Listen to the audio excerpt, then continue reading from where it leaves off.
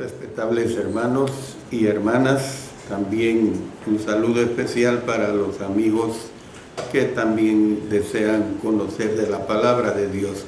Siempre habla para ustedes el hermano Alexander Castellanos desde la Iglesia de Cristo en la República de El Salvador, a través de Mensaje para Salvación y también a través de mi especial programa Cultivando Vidas para Cristo. Vamos a pedir siempre la dirección de nuestro Señor y posteriormente daré las indicaciones del mensaje de esta tarde. Padre Celestial, gracias te damos porque una vez más nos permites presentar otro mensaje de tu palabra. Permite que tu servidor sea claro, sea sencillo en lo que diga y que sea muy entendible a todos quienes escuchen. Gracias, Señor, por ello y que la honra y la gloria sea para ti. En el nombre de nuestro Señor Jesucristo. Amén. Amén. Bueno, como he sabido de parte de ustedes, que son asiduos oyentes en los diferentes países de nuestro continente americano, doy gracias a Dios porque de muchos países se conectan para escuchar los mensajes que les presento. Ustedes saben que estoy presentando los días lunes a las 5 de la tarde a través de Mensaje para Salvación y en mi especial programa Cultivando Vidas para Cristo. Estoy presentando el libro de Colosenses. ¿Por qué he decidido llamarle libro? Porque es un estudio muy extenso. Usted se dará cuenta cuando el Señor me permita terminar todo el estudio. De manera pues que estamos en el capítulo 1, pero estamos en el tema específico sobre la grandeza de Cristo. Y ahora vamos a presentar la lección número 36 en su parte 3 de la grandeza de Cristo. Les hago un breve resumen de lo que hemos estado estudiando. Estamos estudiando el tema de que la cabeza de la iglesia y el que tiene la preeminencia. Y ahora vamos a estudiar que todo fue creado por medio de Él y para Él. Recuerden que en la clase pasada solo estudiamos el versículo 16 y todavía seguimos con este versículo 16, al cual le daré por concluido en esta clase y después pasamos a los siguientes versículos. Recuerden también que si ustedes desean que se les tome en cuenta en las oraciones que elevo a nuestro Padre Celestial, lo pueden hacer perfectamente escribiendo a nuestro grupo de sitio web. Mi esposa se encarga de ello y nosotros tomamos en cuenta pues sus peticiones. Lo que vamos a ver ahorita es que todo fue creado por medio de Él y para Él. Se lo repito, todo fue creado por medio de Él y para Él, dentro del tema del creador de todas las cosas. Y luego vamos a proseguir con el siguiente punto que después se lo voy a anunciar. Entonces, vamos a ver, todo fue creado por medio de Él y para Él. No solo fue que los cielos y la tierra fueron creados por Jesús, sino que también fueron para Él. Él es la fuente de todo el universo material y es también la razón para la existencia de este. Quería dar también esta aclaración. Estos estudios que estoy dando, hermanos y hermanas, son estrictamente doctrinales. Yo les ruego que le pongan especial atención. No importa que usted, ya sea que tenga décadas de estar en la iglesia, pero es importante que la doctrina del Señor no la deje de lado. Bueno, Estoy diciendo pues que no solo fue que los cielos y la tierra fueron creados por Jesús, sino que también fueron para Él. Él es la fuente de todo el universo material y es también la razón para la existencia de este. La forma verbal griega etistai, que quiere decir fue creado, insinúa que la creación tuvo lugar en cierto momento del tiempo y que lo creado mantiene la forma dada por Jesús y para Jesús. El tiempo de la expresión fue creado, al final del versículo, es perfecto, que se refiere al resultado duradero del acto creativo. Toda la creación existe para su gloria y honra. Este fue el propósito del Padre, que por su creación Jesús fuera exaltado tanto por seres terrenales como por seres celestiales. En la frase para Él, la preposición para, o sea, la palabra eis, E-I-S, en el idioma griego, que significa primordialmente dentro de, expresa en este caso propósito o meta. Expresa en este caso propósito o meta. El mismo significado de eis se encuentra en Hechos 2:38. Pedro les dijo: arrepentíos y bautícese cada uno de vosotros en el nombre de Jesucristo para perdón de los pecados y recibiréis el don del Espíritu Santo. Pedro aseveró que los judíos habían de arrepentirse y ser bautizados, o sea, eis, para. Esto es para, o sea, el perdón de pecados.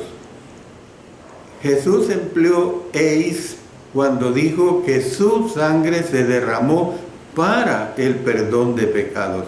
Dice en Mateo 26:28, porque esto es mi sangre del nuevo pacto, que por muchos es derramada para remisión de los pecados. Entonces vemos pues que el propósito final y la meta del derramamiento de la sangre de Jesús y del arrepentimiento y del bautismo es el perdón de pecados, del mismo modo que Jesús constituye el propósito y la meta de la creación. El universo pues se centra en Cristo, nada más, nada menos. Repito, el universo se centra en Cristo. El universo existe para Jesús, pues Él es el único para quien se creó.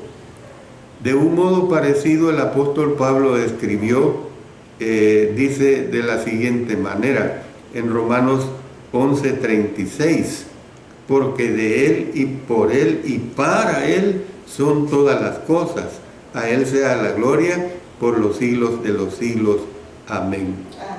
Y también escribió en 1 Corintios 8:6, solo hay un Dios, el Padre, del cual proceden todas las cosas, y nosotros somos para, o sea, eis, Él, y un Señor, Jesucristo, por medio del cual son todas las cosas, y nosotros por medio de Él.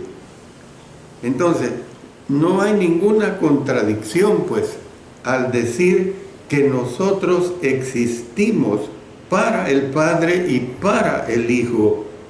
La naturaleza espiritual de los justos ha sido posibilitada por el Hijo y para la gloria del Hijo, con el fin de que pueda liberarlos para el Padre. Los que ahora pertenecen al Hijo y se encuentran en su reino al final, dice Mateo 13:43, resplandecerán como el sol en el reino de su Padre. ¿Cuándo será esto? Cuando Él entregue el reino al Padre. Y mire también lo que nos dice en 1 Corintios 15:24. Luego el fin, cuando entregue el reino al Dios y Padre, cuando haya suprimido todo dominio, toda autoridad y potencia. Bueno, con esto terminamos este punto mayor que hemos estado tratando acerca de que Él es el creador de todas las cosas. Ahora vamos a pasar a otro punto muy importante. Este punto es el que sustenta todas las cosas. Y esto lo vamos a basar en Colosenses 1:17. Este versículo completo dice lo siguiente: y Él es antes de todas las cosas, y todas las cosas en Él subsisten. Pero ahorita vamos a analizar la primera parte de este versículo. Esa primera parte es: Él es antes de todas las cosas. Colosenses 1:17. El hecho de que Jesús sea antes de todas las cosas significa que Él no es parte de las cosas que fueron creadas. La preposición antes, que es la palabra pro en el idioma griego, puede usarse tanto con el sentido de precedencia temporal como de rango. Son por lo menos 2 veces que la palabra se emplea con el sentido de rango en el Nuevo Testamento.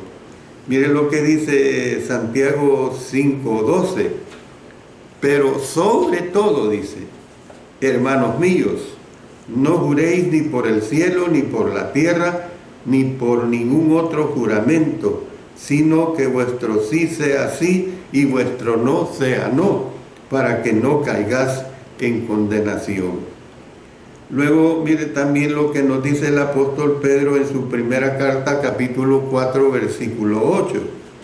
Y ante todo, tened entre vosotros ferviente amor, porque el amor cubrirá multitud de pecados. Noten, dice ante todo. Tal vez el apóstol Pablo quiso dar a entender ambas ideas. Según los argumentos anteriores de él, Jesús es tanto sobre todo como antes que todo. Entonces el apóstol Pablo afirmó que Jesús es y que no era. Fíjense bien que esto del tiempo de los verbos, sobre todo en esto que estamos estudiando doctrinalmente hablando, es muy importante. Cuando yo digo, por ejemplo, yo era un niño a la edad de 5 años, pero es pasado, eso terminó. Pero si yo digo, yo soy un adulto a la edad de 72 años, es tiempo presente. Entonces, cuando yo estoy diciendo que el apóstol Pablo afirmó que Jesús es y no que era, antes de todas las cosas, al emplear es, dio a entender que Jesús sigue siendo antes que todas las cosas. El tiempo presente aquí es, o sea, estin en el idioma griego. Declara que esta preexistencia es existencia absoluta. Yo creo que usted entiende la palabra absoluta. Jesús expresó la misma verdad, pues, al aseverar que Él estaba con el Padre. Dice en Juan 17:5, ahora pues, Padre, glorifícame tú al lado tuyo, con aquella gloria que tuve contigo antes que el mundo fuese. Mire, más explicación yo no le puedo dar. Es tan claro, dice, con aquella gloria que tuve contigo antes que el mundo fuese. ¿Ve? Es demasiado clara la expresión que el mismo Señor Jesucristo nos está diciendo. La palabra cosas se refiere a todo lo que es de naturaleza material o espiritual, incluyendo todo ser viviente y toda cosa inerte que sea visible e invisible al ojo humano desprovisto de ayuda. El hecho de que Jesús sea antes de todas las cosas significa que Él es eterno, y superior a todo.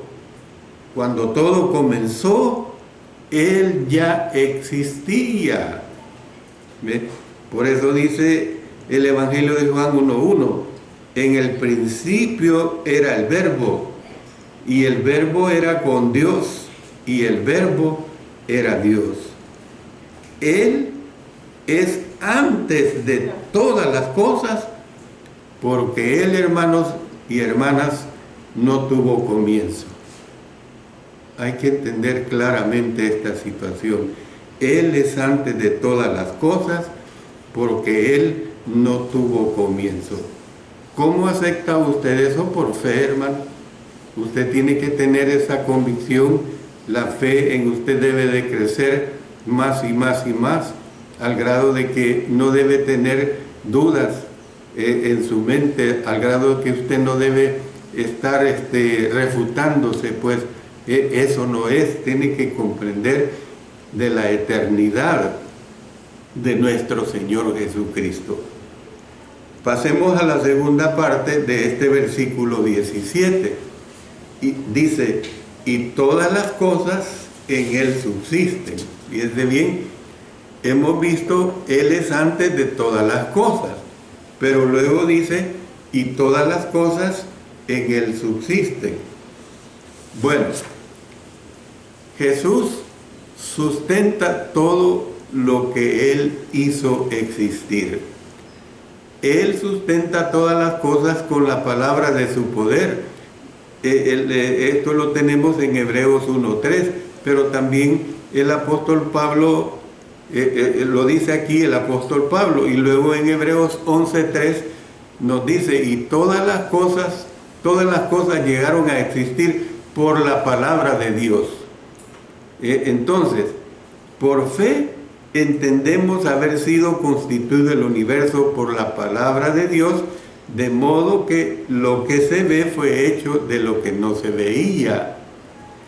La palabra, pues, por la cual todo fue creado, es la misma palabra que tiene reservados los cielos y la tierra para el fuego del día postrero. Mire lo que nos dice el apóstol Pedro en su segunda carta, capítulo 3, 5 al 7.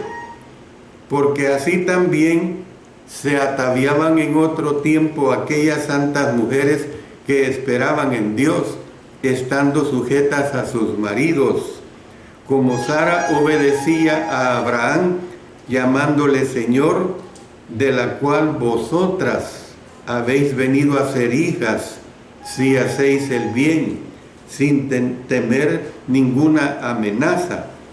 Vosotros, maridos, igualmente, vivid con ellas sabiamente, dando honor a la mujer como a vaso más frágil y como a coherederas de la gracia de la vida, para que vuestras oraciones no tengan estorbo. El comienzo, pues, y la existencia continua del mundo dependen de Jesús. Fue por su palabra que todo fue creado. Es por su palabra que todo sigue existiendo, y será por su palabra que la creación dejará de existir.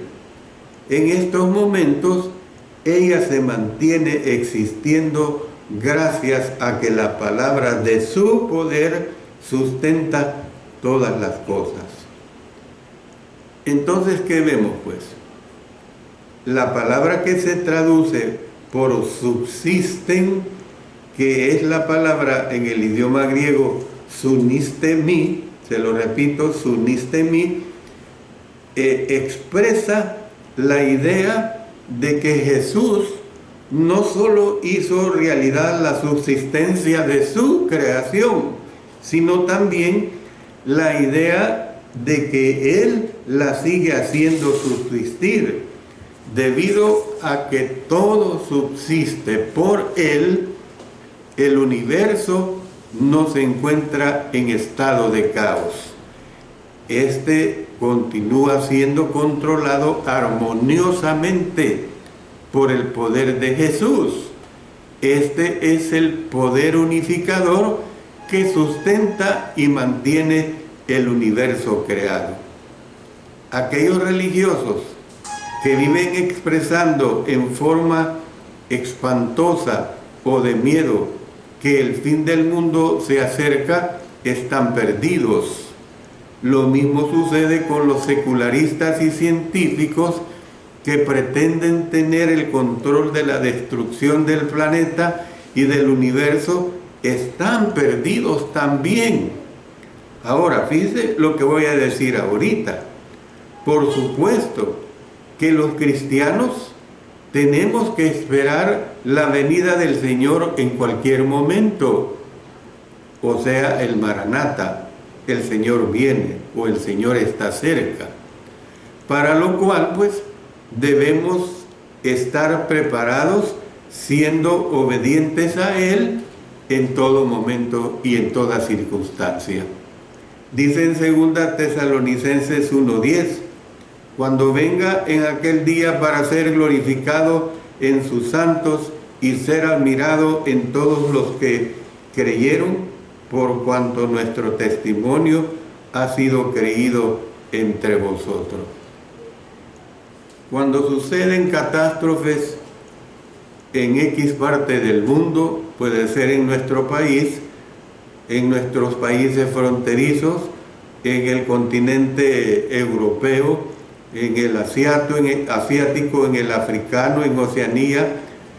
Cuando suceden estas catástrofes, no es una señal de que la venida del Señor está cerca, porque siempre he dicho que el Señor es injusto, que le está avisando a esta parte de África que el Señor viene y que del continente americano. Por eso digo que la venida del Señor vendrá como ladrón en la noche, vendrá sin aviso, vendrá sin señales. Esa es la realidad que nosotros tenemos que entender. Por eso nosotros los cristianos tenemos que estar bien, o sea, obedientes a nuestro Señor en todo momento y en toda circunstancia. Eso es estar preparados, eso es estar esperando la segunda venida de nuestro Señor. Bueno, ahora vamos a pasar a otro punto muy importante, un punto mayor que quiero que lo desglosemos también. Ya hemos terminado el que sustenta todas las cosas y ahora vamos a pasar que la cabeza de la iglesia y el que tiene la preeminencia. Quiero primeramente advertirles que en este punto vamos a usar muchas citas bíblicas, pero otra vez se lo repito, es importante, hermanos, que estudiemos y pronunciemos estas citas bíblicas para poder llegar a una comprensión plena de la enseñanza doctrinal. Entonces, la cabeza de la iglesia y el que tiene la preeminencia, dice, y Él es la cabeza del cuerpo, que es la iglesia, Él que es el principio, el primogénito de entre los muertos, para que en todo tenga la preeminencia, por cuanto agradó al Padre que en Él habitase toda plenitud. Colosenses 1, 18 y 19. A estas alturas, el apóstol Pablo dejó de analizar la relación de Jesús con el universo para pasar a analizar su relación con la iglesia. Jesús no solo es el soberano del universo, sino que también lo es de la iglesia. Y eso es lo que vamos a ver. Vamos a comprender perfectamente cómo es que el Señor Jesús tiene la preeminencia dentro de la iglesia. Por eso la primera frase es: y Él es la cabeza del cuerpo, que es la iglesia. Colosenses 1, 18a.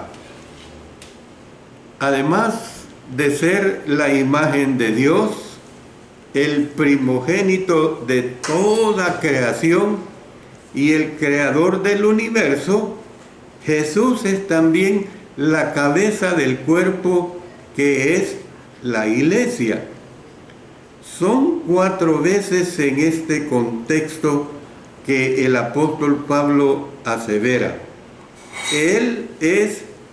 Jesús es la imagen de Dios. Colosenses 1:15. Es antes de todas las cosas. Colosenses 1:17. Es la cabeza de la iglesia. Colosenses 1:18. Y es el principio. Colosenses 1:18. En otros pasajes, el apóstol Pablo enseñó que Jesús es cabeza de la iglesia, la cual es su cuerpo. Vamos a Efesios capítulo 1, versículos 22 y 23. Y sometió todas las cosas bajo sus pies y lo dio por cabeza sobre todas las cosas a la iglesia, la cual es su cuerpo, la plenitud de aquel que todo lo llena en todo. Luego pasemos a Efesios 5:23. Porque el marido es cabeza de la mujer, así como Cristo es cabeza de la iglesia, la cual es su cuerpo y Él es su Salvador.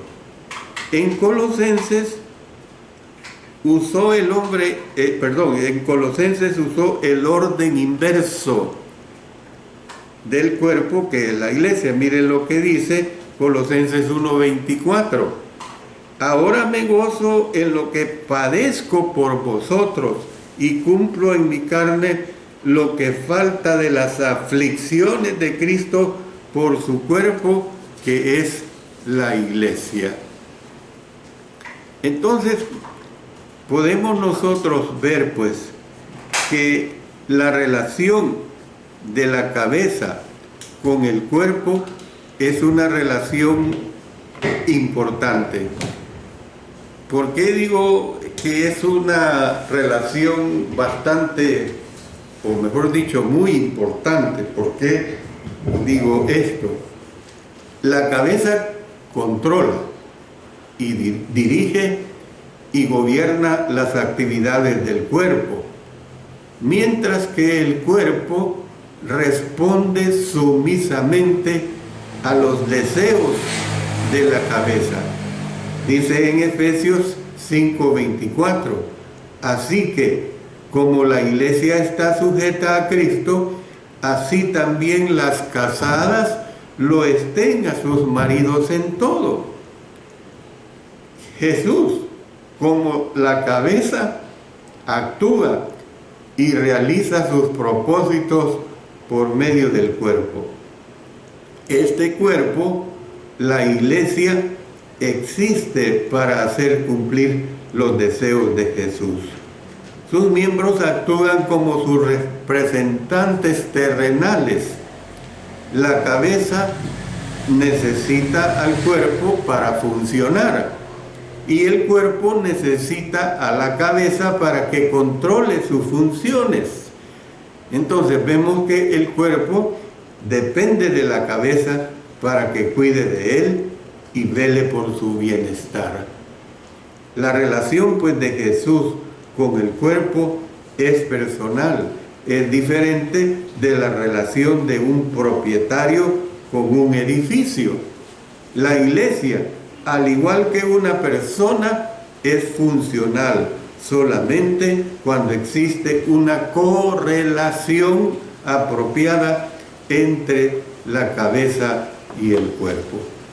Voy a hacer la pausa de este momento para tomar en cuenta las peticiones que durante el transcurso de la semana y en el mismo programa que estoy transmitiendo en vivo recibimos. Oremos a nuestro Señor. Padre Celestial, nuestro Dios Todopoderoso, estamos de nuevo aquí, otro día lunes más, en esta tierra que no es nuestro hogar, pero con la certeza que un día tú nos recogerás y nos llevarás a descansar. Mientras tanto, necesitamos tu ayuda. Por eso venimos ante ti a suplicarte por nuestras vidas. Oramos por nuestro hermano José Luis Rangel, por su recuperación, ya que recientemente ha sido operado. Por nuestra hermana Guadalupe Cortés, que está con infección severa. Por la hermana Santa María Almonte, muy hinchada de su cuerpo. Por la hermana Carmen González, que está en silla de ruedas por una caída y se fracturó el fémur. Oramos por la hermana Miguela, la operaron y se está recuperando. También nuestra oración por nuestra hermana Olga Guardado de San Fernando, California, en busca de un trabajo. Por la hermana Paula Martínez, que padece de mieloma múltiple. Oramos también por la hermana Karina Bergman, recuperándose de su operación de corazón abierto. También oramos por nuestro hermano Víctor Manuel Castillo Hidalgo de Huehuetenango, Guatemala, por su dolor de columna vertebral. Oramos por la familia Martínez, que resuelvan su situación de su casa que se les quemó. Y oramos por los siguientes hermanos que padecen de cáncer.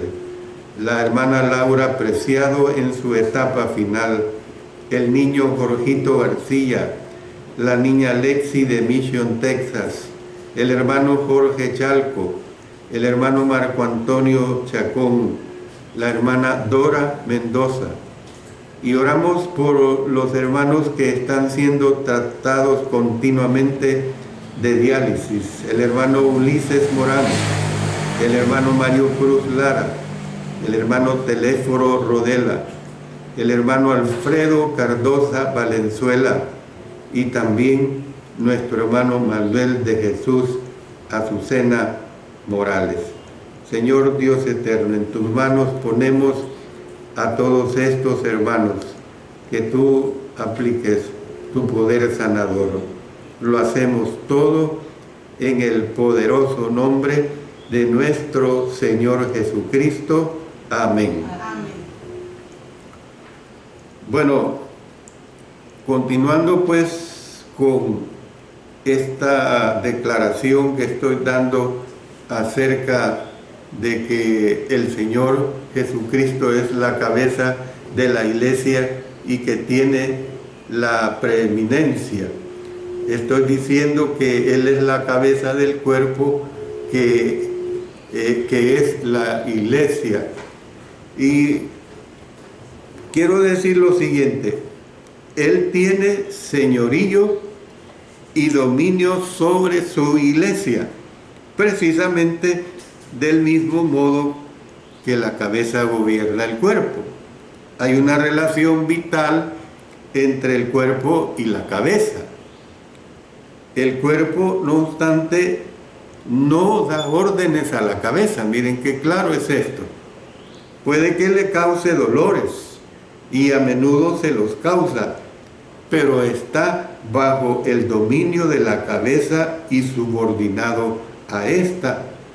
El cuerpo necesita la cabeza y la cabeza necesita el cuerpo para que haga su voluntad y lleve a cabo sus órdenes. Entonces, vemos pues que el cuerpo y la iglesia son la misma cosa. El apóstol Pablo emplea aquí dos palabras, el cuerpo y la iglesia. Se lo repito, el cuerpo y la iglesia, donde una está en aposición explicativa de la otra. Por lo tanto, la iglesia es el cuerpo de Cristo, la iglesia de Cristo. Hay que comprender completamente bien esto. El apóstol Pablo escribió el cuerpo, no escribió los cuerpos. Miren que claro, al escribir el cuerpo, él dio a entender el único y solo cuerpo, la única iglesia. Al referirse a la iglesia, usando la figura de un cuerpo, el apóstol Pablo siempre eligió un sustantivo singular, nunca uno plural. Mire lo que dice en 1 Corintios 12, 24 al 25 y luego nos pasamos al 27. Porque los que en nosotros son más decorosos no tienen necesidad, pero Dios ordenó el cuerpo dando más abundante honor al que le faltaba, para que no haya desaveniencia en el cuerpo, sino que los miembros todos se preocupen los unos por los otros. Vosotros, pues, sois el cuerpo de Cristo y miembros cada uno en particular. Luego nos dice en Efesios 1:23, la cual es su cuerpo, la plenitud de aquel que todo lo llena en todo. Ahora pasémonos a Efesios 4:12 y 16. A fin de perfeccionar a los santos para la obra del ministerio, para la edificación del cuerpo de Cristo, de quien todo el cuerpo, bien concertado y unido entre sí por todas las coyunturas que se ayudan mutuamente, según la actividad propia de cada miembro, recibe su crecimiento para ir edificándose en amor. Pasémonos a Efesios 5, 23 y 30. Porque el marido es cabeza de la mujer, así como Cristo es cabeza de la iglesia, la cual es su cuerpo y Él es su Salvador. Porque somos miembros de su cuerpo, de su carne y de sus huesos. Pasemos a Colosenses 1:24. Ahora me gozo en lo que padezco por vosotros y cumplo en mi carne lo que falta de las aflicciones de Cristo por su cuerpo, que es la iglesia. Luego, en Colosenses 2:19, y no haciéndose de la cabeza, en virtud de quien todo el cuerpo, nutriéndose y uniéndose por las coyunturas y ligamentos, crece con el crecimiento que da Dios. Yo les digo, hermanos, que fueron numerosas veces que se refirió al cuerpo como uno solo. Dice en Romanos 12:5, así nosotros, siendo muchos, somos un cuerpo en Cristo y todos miembros los unos de los otros. 1 Corintios 10:17, siendo uno solo el pan, nosotros, con ser muchos, somos un cuerpo, pues todos participamos de aquel mismo pan. Y luego en 1 Corintios 12, versículos 12 y 13, y luego nos pasamos al 20. porque así como el cuerpo es uno y tiene muchos miembros, pero todos los miembros del cuerpo, siendo muchos, son un solo cuerpo, así también Cristo, porque por un solo espíritu fuimos todos bautizados en un cuerpo, sean judíos o griegos, sean esclavos o libres, y a todos se nos dio a beber de un mismo espíritu. Versículo 20. Pero ahora son muchos los miembros, pero el cuerpo es uno solo. Luego pasemos a Efesios 2:16. Y mediante la cruz reconciliar con Dios a ambos en un solo cuerpo, matando en ella las enemistades. Efesios 4:4, un cuerpo y un espíritu, como fuisteis también llamados en una misma esperanza de vuestra vocación. Colosenses 3:15, y la paz de Dios gobierne en vuestros corazones, a la que asimismo fuisteis llamados en un solo cuerpo, y sed agradecidos. Al escribir el cuerpo de Cristo, miren lo que dice en 1 Corintios 12:27. Vosotros pues sois el cuerpo de Cristo y miembros cada uno en particular. O también al escribir su cuerpo, mire lo que expresa en 1:23 de Efesios, la cual es su cuerpo, la plenitud de aquel que todo lo llena en todo. Luego en Efesios 5:30, porque somos miembros de su cuerpo, de su carne y de sus huesos. Colosenses 1:24, ahora me gozo en lo que padezco por vosotros y cumplo en mi carne lo que falta de las aflicciones de Cristo por su cuerpo, que es la iglesia. Entonces, usted puede notar que el apóstol Pablo estaba enseñando que ese único cuerpo de Cristo es la iglesia de Cristo. El plural iglesias, tal como la expresión os saludan todas las iglesias de Cristo, que está comprendido en Romanos 16:16, se usó solamente en referencia a congregaciones locales, no en referencia a la iglesia universal. Mis amados hermanos y hermanas, el tiempo ya no me deja continuar con este interesante estudio completamente doctrinal, pero yo les invito para el siguiente lunes, el lunes 11 de julio a las 5 de la tarde, en este especial programa Cultivando Vidas para Cristo, para seguir con este interesante tema.